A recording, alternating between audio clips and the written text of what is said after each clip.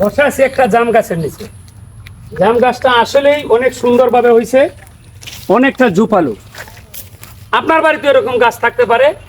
আবার প্রশ্ন করবেন আমার গাছের মধ্যে তো ফল আসতেছে না। এই যে দেখেন, এই গাছটা কিন্তু অনেকটা ঝুপালু হয়ে ভিতরের পেন্সিল ডালগুলোর কারণে এই গাছের মধ্যে ফল আসতেছে না। গাছের মধ্যে আলো বাতাস প্রবেশ করা দরকার।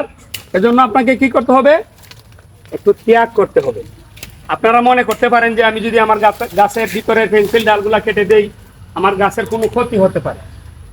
না ভাই, আপনার গাছের ক্ষতি হবে না, বরঞ্চ আপনার গাছের উপকার হবে।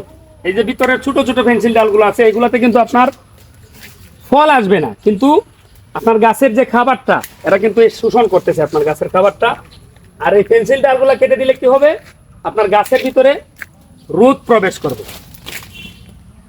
আপনার গাছের ভিতরে যদি রোদ প্রবেশ করে তাহলে আপনার গাছের মধ্যে ফল আসবে, যদি আল্লাহর হুকুম হয়।